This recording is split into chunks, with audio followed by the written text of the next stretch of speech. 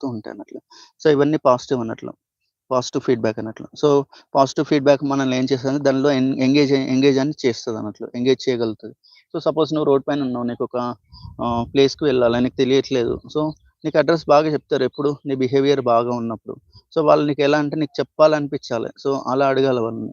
So, నువ్వు నీ behaviour బాగాలేదు. నీతో నెగెటివ్ బిహేవియర్ ఉందంటే వాళ్ళు ఏం చెప్తారు అడ్రెస్? తెలీదంటారు. Why they should spend their time with you? Why they have to tell all their ah, suggestions to you. So, ఇలా ఇవ్వరు కదా!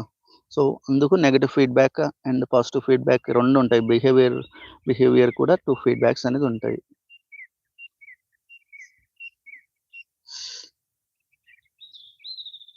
సో, బిహేవియర్‌ని 3 టైప్స్‌గా కేటగరైజ్ చేస్తున్నారు. సో, ఒకటి is overt behaviour, observable actions, convert behaviour, internal mental process and social behaviour, interaction between individuals. ఇలా 3 behaviours కిందకి చేసేస్తున్నారు.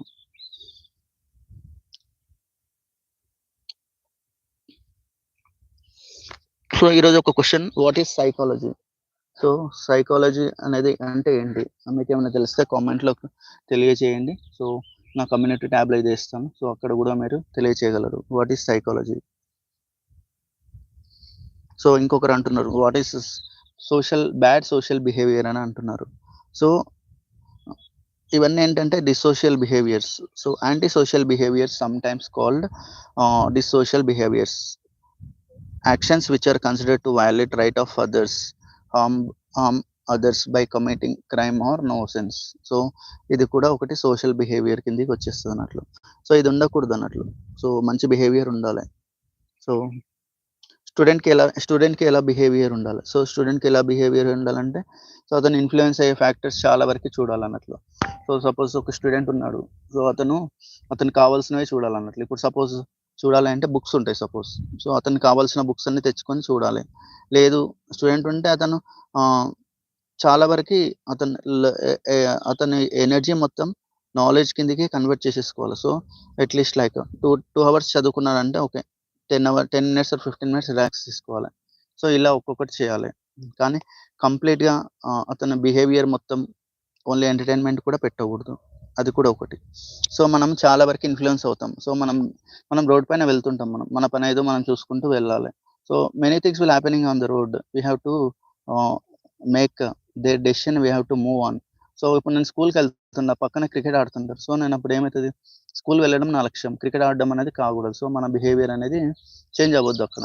సో, మన బిహేవియర్ ఏంది, స్కూల్‌కెళ్ళడం. సో, ఆహ్, స్కూల్‌లో చదువుకోవాలి. సో, కొంతమంది ఏం చేస్తారంటే స్కూల్‌కి వెళ్ళేటప్పుడు క్రికెట్ ఉందని చెప్పేసి స్కూల్ బంక్ చేస్తారు. సో, అలా చేయొద్దు.